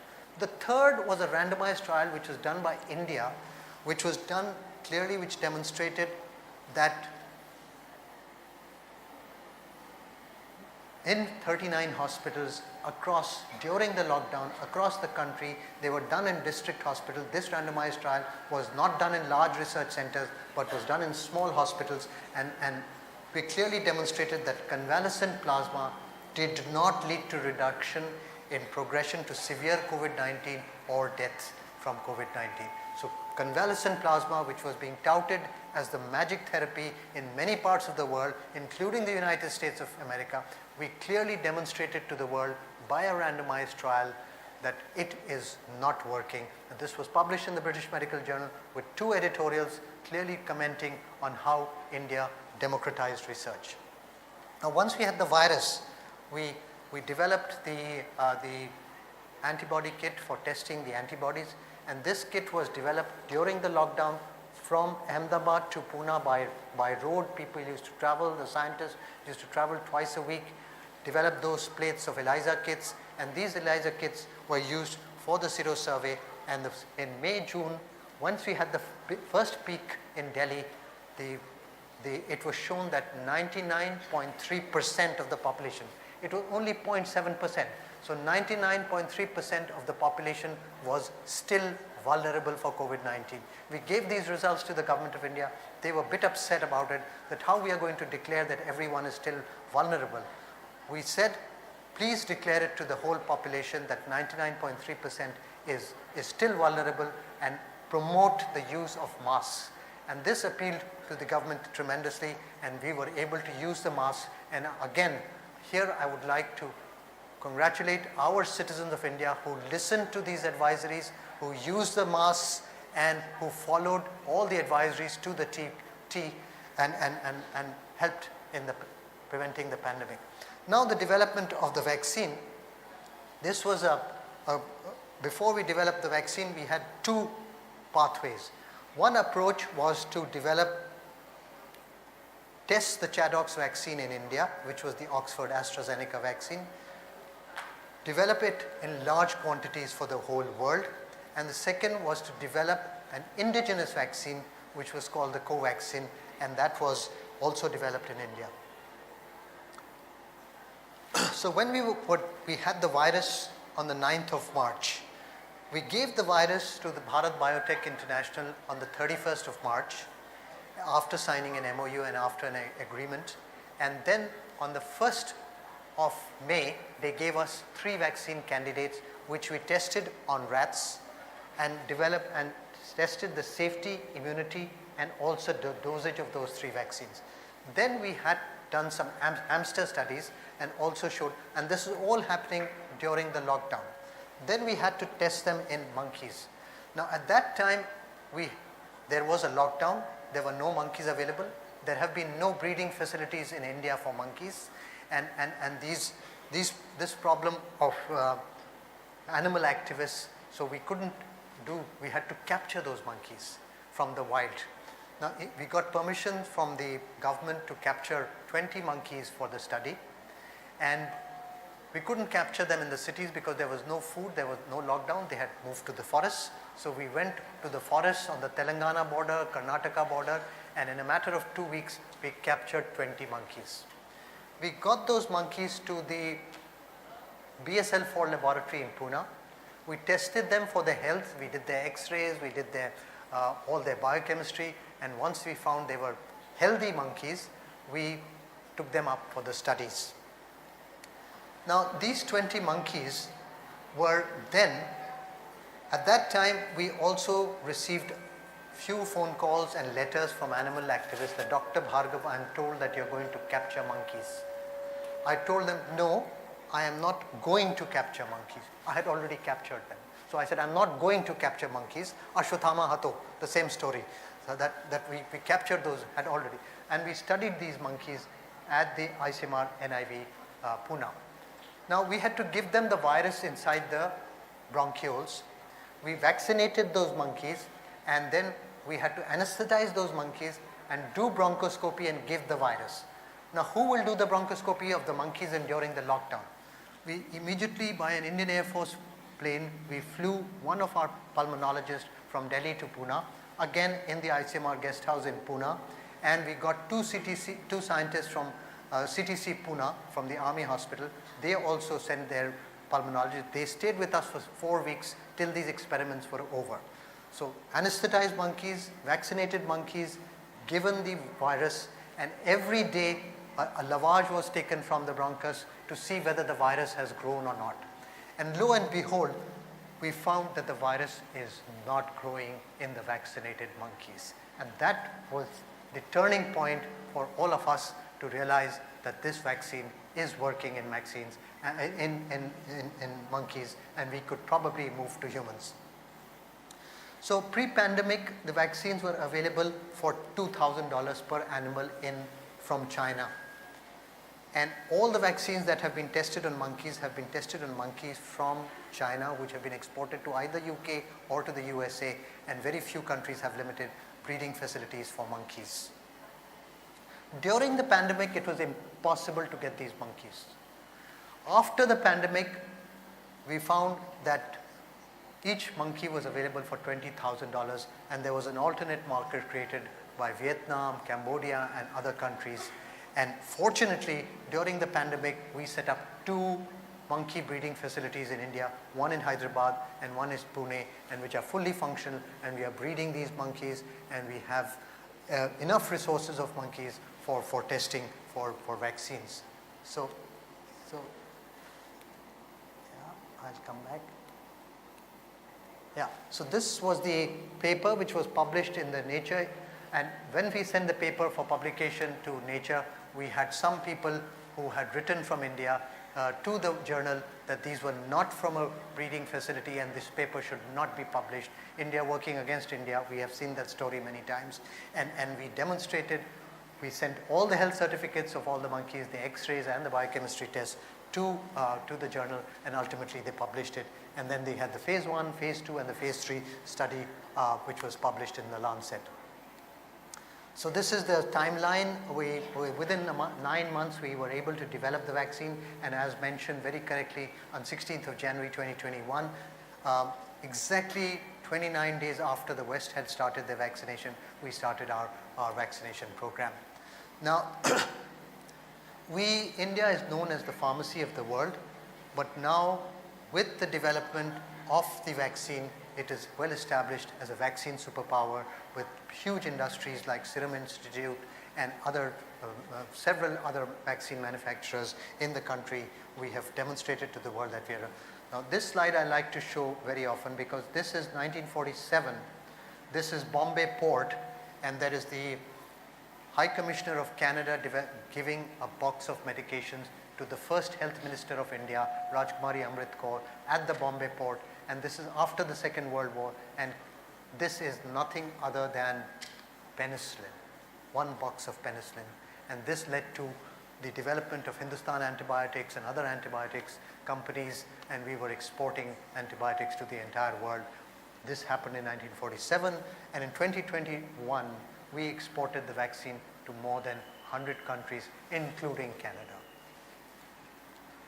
So the vaccine development, it was very critical and timely government support from funding, from preclinical studies, clinical studies, laboratory studies, epidemiological studies, rolling review, advanced purchase orders, at-risk manufacturing, raw material import, and expedited batch testing, which worked phenomenally well for India. Can we go to the next one? Next, please. this doesn't seem to be working. Yeah, so we can go ahead further. Yeah. So we had this national task force which was guiding the government. This was informed to the Supreme Court of India, guiding on developing protocols and which way the research has to be pursued, etc. So these were all the management protocols translated in 14 languages across the country. And here again, what would happen was that we would sign the order for these protocols at 5 p.m. or 6 p.m. in the evening. By 12 p.m. in the evening, we used to write on the order to all principal secretaries and chief secretaries of all states and all union territories of India. By 12 p.m., 12 in the midnight, it would go to all of them, and 9 a.m. the action would start. And here again, I would like to salute the bureaucracy of India, how well-oiled machinery it was, that it was able to carry out these to the entire country phenomenally well. This is publications, this is the mask, nothing about that. Now we know that we had 3 databases, and here I want to tell one small story. We had the ICMR database, which is the testing database for more than I think 1 crore population, 100 crore population. And we had the COVID or the vaccination database, which we talked about more than 200 crore doses of the vaccine. And this database was called COVID Vaccination India Network, COVIN. And we made the presentation to the leadership that we are going to have this database called COVIN. He said, no, remove that V, make it W, we are going to win. Within a matter of 10 seconds, the leadership said, don't call it COVIN, VIN, call it COWIN, COVIN. And this was the COVIN database, which was the network. And here we've shown that during the Omicron, 92% of the deaths that occurred were people who were unvaccinated, which were a very small number. Next. Yeah. And we had well established, we talked about the immunization. Dr. Kunal mentioned how our immunization network has been immunizing for the last 60 years. We immunized more than 28 million newborn every year. And we have 28,000 cold chain points and 350,000 ASHA workers, which we utilized the same universal immunization program for COVID vaccination, and were able to give more than 2 billion doses of COVID vaccination. Next, I think we can skip that because next. Yeah. This is a mobile BSL-3 laboratory which was developed by the person who's developed the first BSL-4 laboratory in India in 2010, and this was is utilized for the meningitis in Gorakhpur and also for Nipah in Kerala, and was driven from Gorakhpur to Paro, Bhutan at the World Health Assembly in Southeast Asia, and demonstrated to all the health ministers. Next please. And all the health ministers that it is as part of soft diplomacy is being given to all of these countries. Next please. Now the last point I want to talk about, and I'll take another 2-3 minutes, is the ICMR drone response and outreach in the Northeast. This is beautiful Northeast, the 7 states and Sikkim, and here we had to deliver the vaccines at that point in time. And we were the first country in the world to send vaccines by drones. Now these drones were tested in the Indian Institute of Technology, Kanpur, which has an airfield base. And they were tested for their temperature and monitoring and etc. was all done at Kanpur, and then these drones were utilized. Now in Manipur, there is the largest freshwater lake of Asia called the Loktak Lake. On the middle of the lake, there is a small island called Karang. And in Karang, there is a primary health center with a population of 3,000. It would have taken 26 kilometers by road, 3 kilometers by boat, 2 kilometers walking, minimum 3 to 4 hours to take the vaccine from Bishnupur to Karang. And this was sent by drone in a matter of 12 to 15 minutes for the first time in the world. And these drones were utilized not only in Manipur, but in other parts of the Northeast for vaccination. Next. So the vaccines were transported from hill to valley, from hill to hill, from land to island, land to land, land to foothill, from foothill to land, and from valley to valley. And next please. Yeah.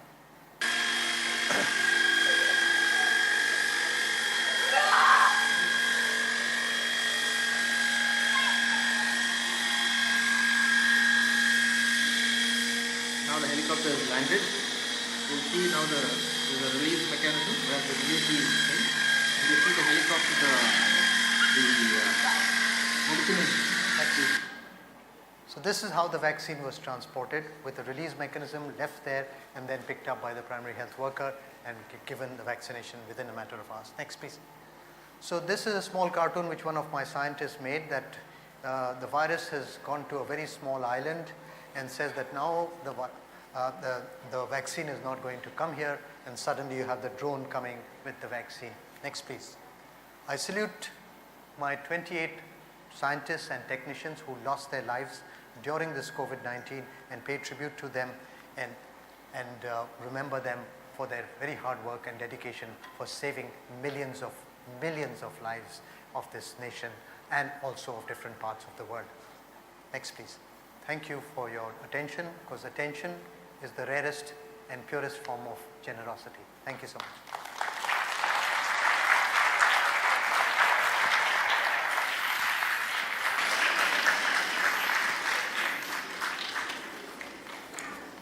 Thank you, sir. Thank you so much for narrating this story. Sir, I think you can please take your seat. I would now like to request our director, Sri Anurag Kumar, to give his Thanksgiving address. Good afternoon. I saw the film Vaccine War a few months ago. Today I read the script. It is indeed a great honor and privilege for me to propose the vote of thanks on behalf of Science City and National Council of Science Museums on this momentous occasion of the inauguration of the traveling exhibition, Vaccine Injecting Hope. At the outset, I extend my deepest gratitude to the Padma Shri Professor Balram Bhargav, the former Director General of ICMR, from whom you have just heard the story of vaccine war in India. His keynote address definitely might have motivated many of you to take up science as a career, I'm sure, and public health also as an important factor in fighting so many diseases. I'm grateful to Dr. Roger Highfield, Director of Science Museums Group, London, for his inspiring word and for the fruitful collaboration that brought the globally acclaimed exhibition to India. A special word of thanks to Professor Partha Pratim Majumdar, the National Science Chair of Government of India, who has not only delivered his lecture today, but also served as the chairman of the content committee of this exhibition. His scholarly guidance and leadership has given pivotal role in shaping the intellectual and scientific depth of this exhibition. We are deeply thankful to Dr. Madhumita Roy, Dr. Debanjan Chakrabarti, and Dr. Kunal Sarkar for their gracious presence and valuable address, enriching the occasion and their diverse perspective on science, health, and outreach. I also sincerely thank Sri Aridhi Datta Chaudhary, Director General of National Council of Science Museums, and Sri Shamarendra Kumar, Deputy Director General of NCSM, for their leadership and commitment for fostering this international collaboration.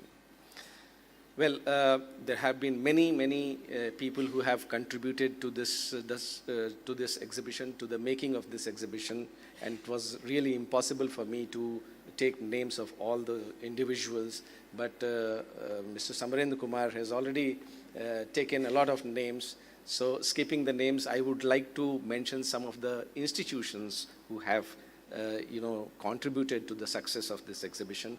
And of course, the main collaborator, the Welcome Group, who has financed this exhibition, the Science Museums Group, London, who has initiated making this exhibition in collaboration with NCSM, the ICMR for the great support that not only ICMR Delhi, but its institutions like NIV and other institutions has given to this exhibition.